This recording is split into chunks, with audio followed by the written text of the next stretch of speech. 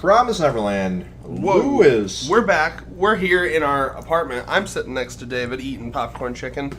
One of us is eating popcorn chicken. Oh, he just slapped some crumbs onto me. Thanks, man. All right. I read this a couple days ago because I was testing out the whole Reddit translation that comes out on the Reddit a couple days before the manga stream one. It wasn't bad. It's this awkward, like, should we read it earlier? Should we wait till manga stream? But David just read the manga stream. I read it alongside of him. David, Yo! I don't know. I feel strange about this chapter because, like, The fucking monkey, though. Yeah. Us here at Controlled Chaos are, we're Lewis's monkey conspiracy theorists. We gotta come up with a name for ourselves. Like, Flat Earthers is a lot, like, shorter. But we have to, like Lewis Monkey Ears doesn't really flow off the tongue. We'll find a way. But, every chapter this monkey, you notice, okay, Lewis is dead. He got shot right in the eye, as you do when you're a demon. But that monkey, though, you look, he's jumping off. He's out. He's bailing. He's dipping. So, you know what? Fuck this. He didn't really love me. He just used me to fucking squat at the apartment with Bayon. Oh, the monkey. You're saying the monkey is realizing that his loyalty to Lewis was misguided, right? Like, I mean, come on. I thought if anything, Lewis and his final dying moments is thinking the monkey truly didn't love him, and he's sad about it. No, my one friend. My one friend. And then cue Bayon from the afterlife. The fuck, dude? My best friend. Like, there's so much to... No, but yeah, going into it, so, like, a couple things. Number one is, I gotta say, I love the visualization this entire chapter. I love... Even with that odd, entirely white with one black line page. That was interesting. That was a strange way to do it. Where, like, everyone I talked to, including myself, thought that was some glitch. Especially considering I read it on some janky-ass website, so I thought it was a glitch at first. But, no, that was meant to be the flash bomb, which was, I guess it probably could have been shown a bit better, but hey, whatever. It was interesting choice. But I mostly liked the whole... The writer's just like, cramp. I'll just Yeah. pick one black line down the fucking page. Yeah.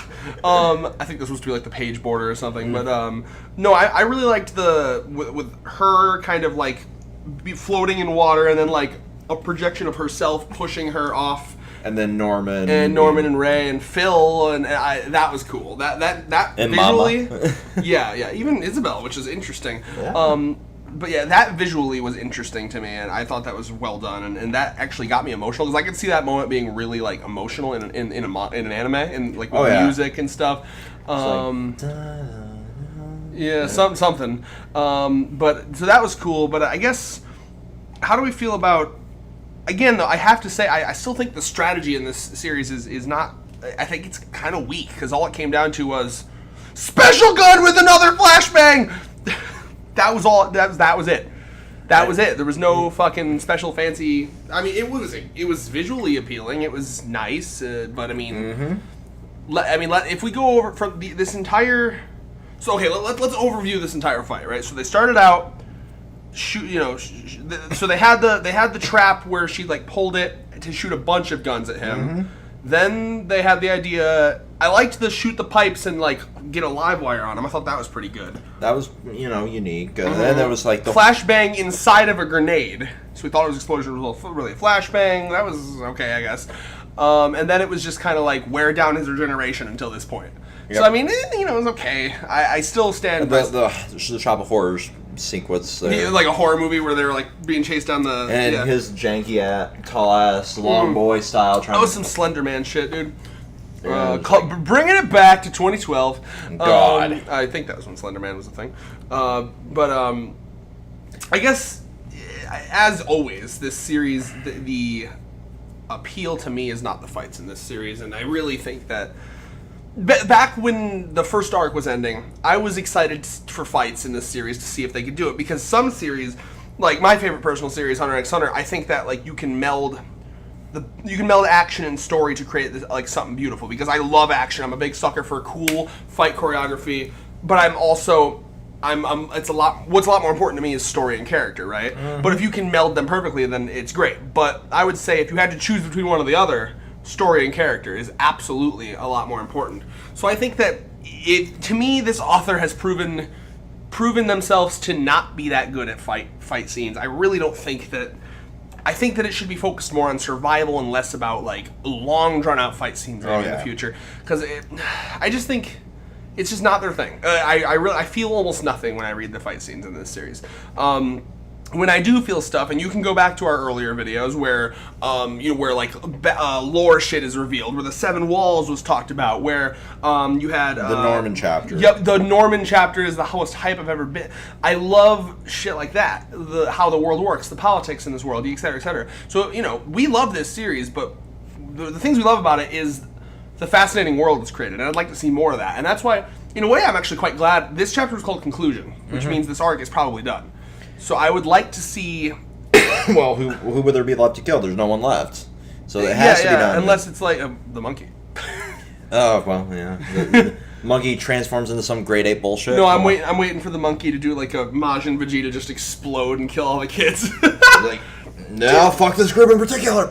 Well, because I still feel like too many people are alive. You've only added more to your repertoire. Like, that's going to be even harder from a writing perspective. So I gotta feel like every editor that he could possibly have is screaming into his ear, like, you gotta kill some of these kids. Because, I mean, like, how do you do it? Unless it's going to be like, okay, you guys can fuck off in that direction, hope you don't die. Because, I mean... Or, like, I was theorizing, like, two different groups, like, Gillian be in charge of this group, Emma be in charge of the main group, and then they can slowly build Splinter Cells to that. break into the I like farms. that. I like that. I do. And also, or maybe even there's the 7 walls. Maybe if they split into 7 groups, and each of them goes to one of the walls, whatever the fuck that is. We still need to hear about that, and hopefully we'll get that in the next chapter. Right. So we know at some point, Emma knows all about that shit, and Emma needs to explain it to Ray. She couldn't die because of plot. She was the only other one. Obviously, she's the main. No, I don't believe her. I'm trying to think. David, have you ever seen like a series that actually like legitimately kills off like a main character and goes to another one? Because I know they probably exist, and I'd like to know how it was done. Well, essentially, just like Hunter x Hunter, like Gon's. Like that was the way to like not kill him, but like he lost his net. Yeah, exactly. Most series go that route. Mm-hmm. It's like, oh, you can't do this power anymore, so fuck off. Right. Yeah, I don't know. I don't feel like Emma's like the figurehead of this series. I think she has a great design, great personality. So it would be real stupid to kill her because I think she's one of the most likable characters. She's one of the few likable characters left, honestly. If I was to think of likable characters off the top of my head, Ray, Norman, Emma, Isabel, Phil. I know the meme is everyone hates Phil, but I know Chris hates his shit-eating grin, but I love Phil. I just want to pun him. Punt him? Punt him, Yeah. right in the face. You said pun. I would add the T there. Just like, kick the baby! God. But yeah, I mean, so like they exist, but they're...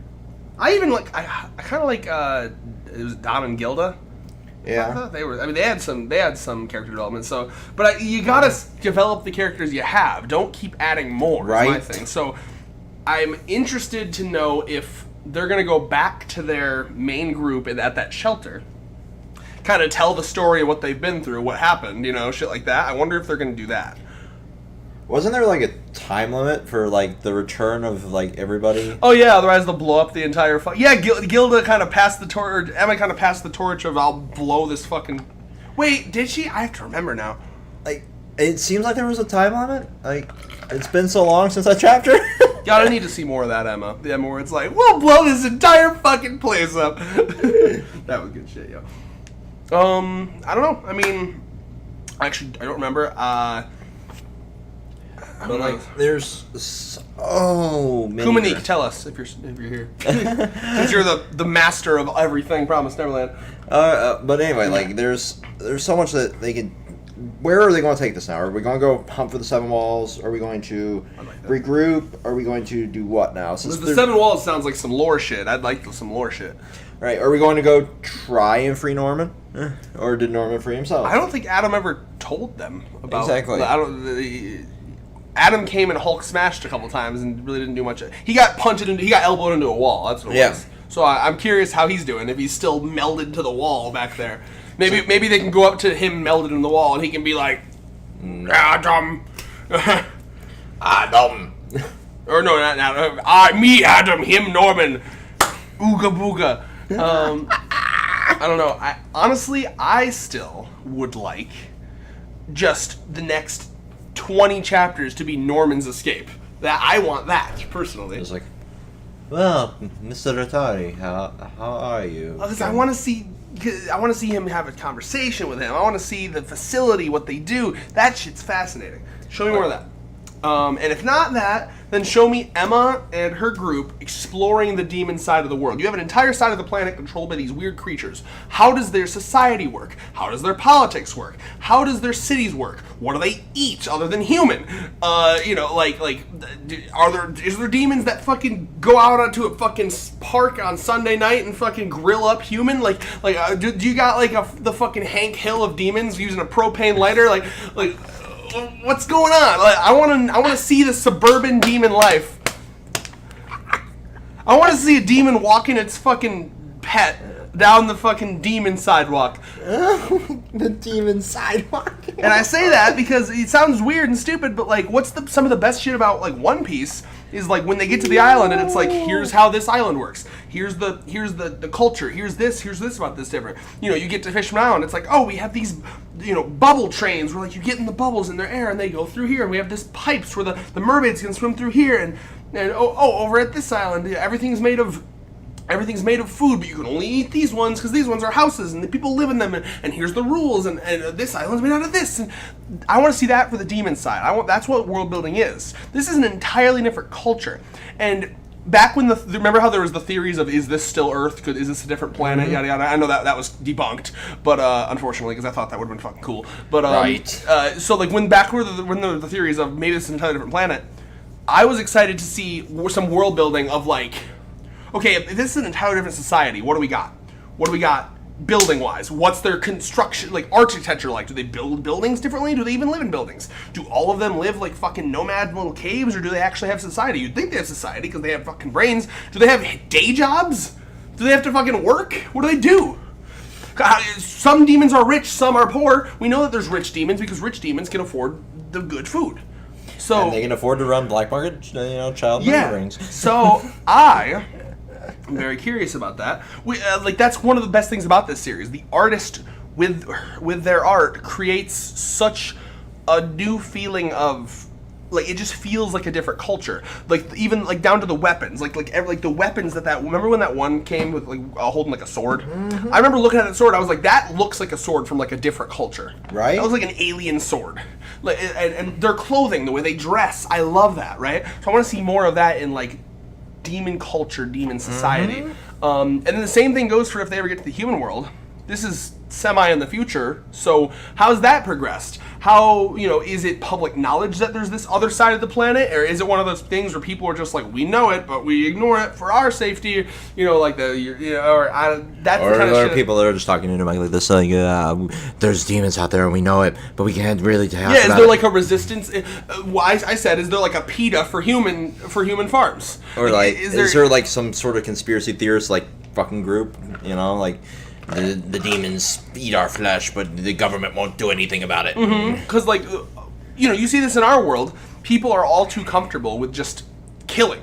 People are way too comfortable with oh yeah, that guy, fucking put him in death row. Totally, he deserves it. So it would not surprise me in the slightest if the general public was oh yeah, we gotta sacrifice, a handful of children for the entirety of the population. Sounds good to me. I feel a lot of the humans would be chill with that. Unfortunately, that's how people are. So more than likely, I would like to see. That's the kind of show I'd like to see. That was my little rant. That's what I am so excited for in Promised Neverland. That's what I hope we get with them journeying to the Seven Walls. I don't want to just see them 10 chapters of them walking through the forest. Hey, we need to go get food again. Mm-hmm. And you know what I liked? So to give you an example of a couple things that I liked the little flower that sucks out the blood. Mm-hmm. That whole ceremony where you put it in and it sucks out the blood and shit. Mm-hmm. That was great world building. That was demon culture. Right. And that was so foreshadowed. The first chapter where there was the little flower, and I was always wondering, what's the significance of the flower? Why do they put the flower in the body? That is a thing that just demons just do. It's a garnish for them, but also as a practical purpose. That's the kind of shit I love about manga. I thought that was awesome, and I want to see more shit like that. All right. That's what I'd like to see in this next arc. World exploration, lore building. I think that pretty much covers our predictions, too. Yeah. I want to see more of that, but I also want to get into like more of the. I want to see them try to figure out how they're going to separate these two groups because, like, my thing is like you got to have like the separation of the cast here at this point if they're going to keep all these kids alive. So how are they going to handle that? Are they going to handle it well, or are they going to handle it shittily? Because the first time they separated from the group and then just broke off into this little group that went to Goldie Pond. Mm-hmm. They utilized like, we'll blow this entire place up if you don't take us, kind of shit. So, like, what is this other group going to do if they stay here in Goldie Pond, and are they going to try and rebuild it and make it into like something that we can actually utilize as like a base of operations? I mean, yeah, they can use it because at first the issue was that they were running out of food, but they taught them how to hunt and shit. So I mean, they can do that. Now, let's not forget too. There's a plot thread that was set up a while back. The ones from the farm are still chasing them. Mm-hmm. You remember that, right? Like right. Sung Woo fought one of them. Exactly. And like they're still absolutely chasing them. They want their merch back. So I mean, they're still probably being chased by these other by these ones that work for the farm. So yeah, that interests me. Like, are they now aware? Because if they're fuck, Bayon got to him. Like, did Bayon, notify them, like, we got some from that farm that missed before that? I'm going to guess not, because Bayon's operation's illegal. Like, highly illegal. Like, maybe it's like the last, like, they might kill me, so, fuck it. I always assumed that Bayon ran his thing, like, on the surface, like, he just says it's like a country club. Like, oh, yeah, we just get together, chill, golf or some shit. We play demon golf. To me, it looked like it was supposed to be like a country, like, it looks like a country club. It's probably literally supposed to, like I guarantee you the cover story is like some shit like, yeah, it's just a country club. We get together, play whatever the fuck sports demons play, and then really they have their little child section. Either that or maybe potentially because I know they were getting shipments from other farms, right? Like lesser farm, like not like they're just vegetated state farms, but not the super smart ones either. Like somewhere in the middle, like just normal ass kids essentially. Mm-hmm. And so I assume they're probably bribing these farms. Like, we'll pay extra than the people buying it for meat. We'll pay extra for you to ship them over here and blah blah. And we'll even pay you some compensation since you're doing legal shit, potentially. So I wonder, though, if because Goldie Pond gives me the vibe of, like, well, we're the highest of the high. They're like the premium farm. So I bet you they'd be like, we're not going to break the law. Like, they're like I'm trying to think of a good metaphor here. They're just like a really high up company that I doubt would want to fuck with breaking the law. Goldie Pond. So, like, I feel like Goldie Pond and Bayon's little clique would probably clash, if anything else, although they're dead now. Yeah. So which again, to me, is a slight problem as well, because this kind of it takes away the edge of the fear of the demons a little bit. It is true that, of course, they were like 6-on-1ing Bayon, or 6-on-1ing Lewis here. So I guess that is a factor to consider, because that was essentially a 6-on-1. So if they meet one alone, it'll be a different story. But I don't know. It's just like, I don't think the scaling is being done correctly here. Everything in terms of fighting not being done very with the demons in particular. Like, how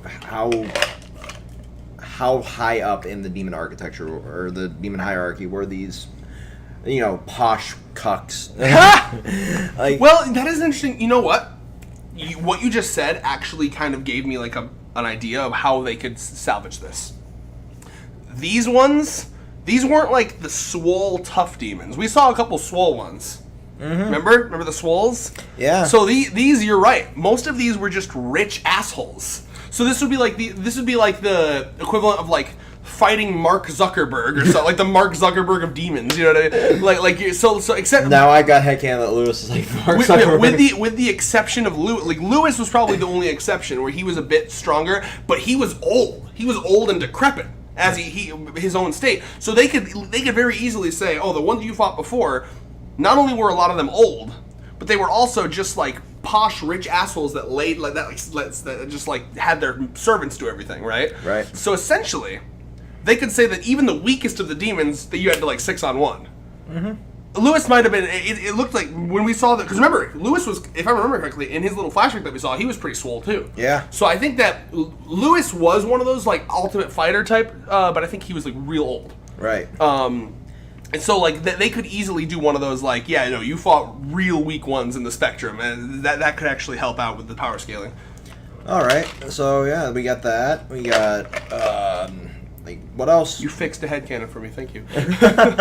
Like, what else really is there to talk about? Because this was a pretty straightforward chapter. Like, it was not as bad as that one. There was one where I was like, I don't know what to talk about here. Remember the one that there was one that was horrible. Where they like chasing them through the house. But this one was better.